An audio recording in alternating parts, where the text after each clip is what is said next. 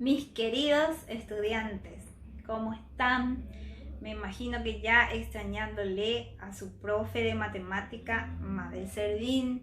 Vamos a continuar trabajando con mucho ánimo, con mucho entusiasmo, con las energías renovadas, con trigonometría. Vamos a seguir con la resolución de triángulos rectángulos, pero en esta ocasión en resolución de situaciones problemáticas, es decir, situaciones que pueden presentarse en la vida real en la que podamos aplicar lo aprendido hasta antes de las vacaciones. Entonces quiero que me acompañen a analizar el ejemplo que tengo aquí en la pizarra. Nuestro tema de hoy, resolución de problemas sobre triángulos rectángulos.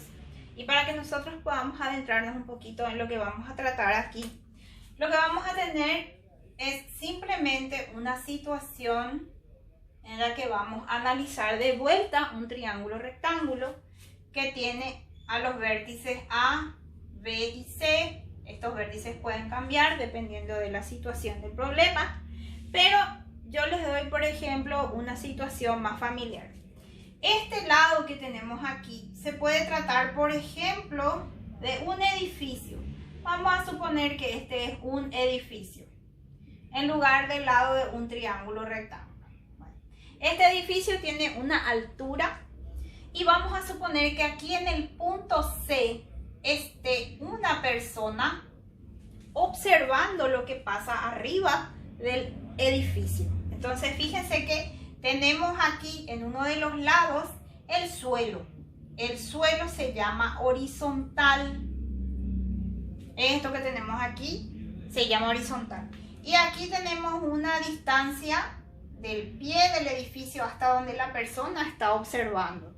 Y fíjense que cuando nosotros estamos a cierta distancia y está aquí una persona, aquí tenemos un vértice, ¿qué hacemos si queremos observar un elemento o algo que esté pasando en la cúspide de nuestro edificio? O sea, arriba mismo de nuestro edificio. Vamos a elevar nuestra vista. De donde estamos mirando, vamos a observar hacia arriba. Entonces, ese ángulo que se forma aquí se llama ángulo de elevación, justamente por eso, porque nosotros elevamos la mirada desde donde estamos parados hasta la punta de lo que queremos observar. Caso contrario, puede estar una persona en la punta del edificio y puede mirar hacia abajo. Ahí también se forma otro ángulo entre nuestra visión y el piso y eso se llama ángulo de depresión. Tenemos dos tipos de ángulos, de elevación y de depresión. Y eso es lo que vamos a estar analizando en estas situaciones problemáticas. Nosotros podemos calcular, por ejemplo, la altura del edificio, o a qué distancia está parada la persona, o cuánto mide el ángulo de elevación, o cuánto mide el ángulo de depresión. El ángulo de elevación, siempre se forma con la horizontal y va desde el suelo.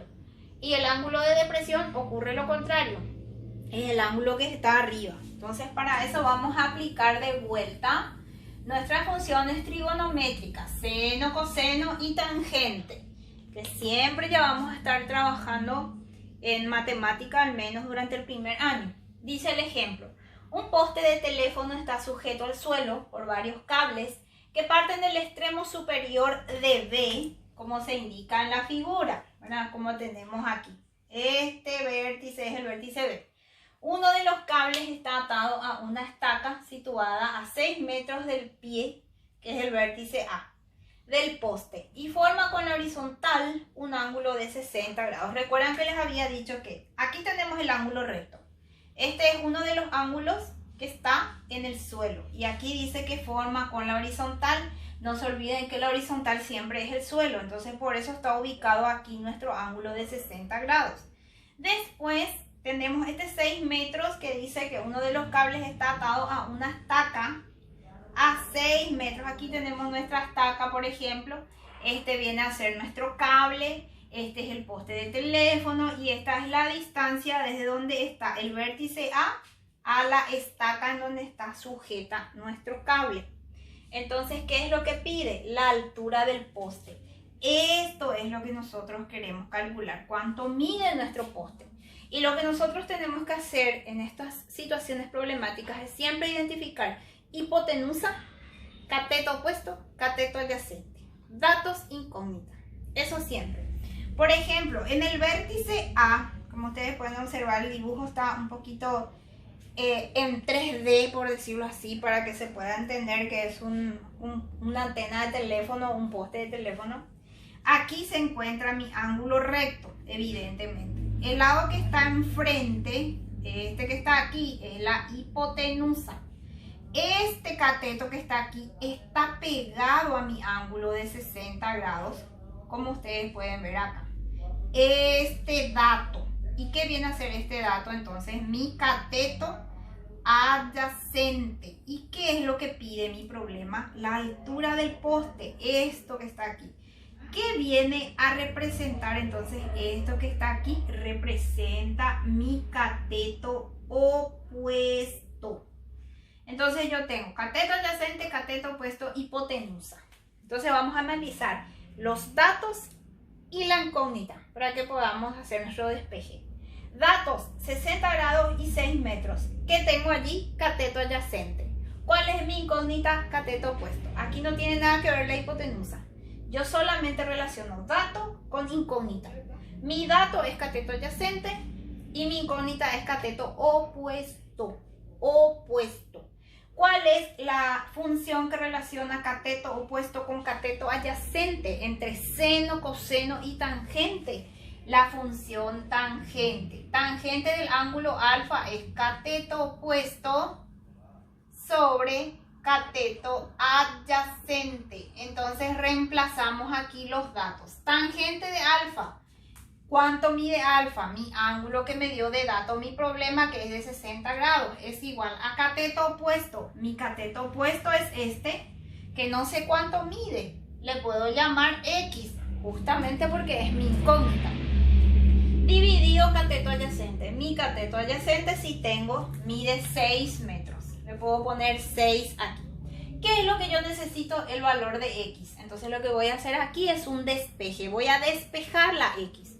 ¿Qué le molesta a la X? El 6 que está dividiendo. Entonces voy a traer antes de la igualdad a multiplicar y va a quedar entonces 6 por tangente de 60 grados igual a X. Entonces así mismo como está, hacemos en la calculadora y ya podemos obtener nuestro resultado final.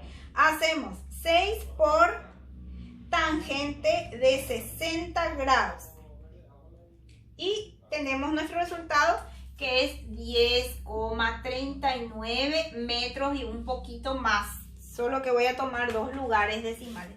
Le pongo el metro porque nuestros datos estaban en metros y se trata de la altura del poste, entonces por eso vamos a colocar otra vez en metros.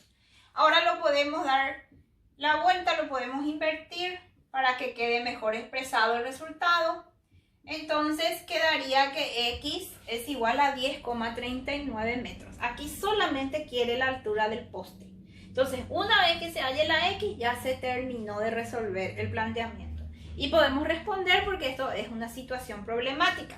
Entonces, podemos poner en la respuesta la altura del poste es de 10,39 metros. Y allí entonces ya resolvimos nuestro primer ejemplo. Espero que vayan rememorando, recordando y que les sea más fácil en esta ocasión resolver nuestras situaciones problemáticas. Nos veremos en una próxima ocasión.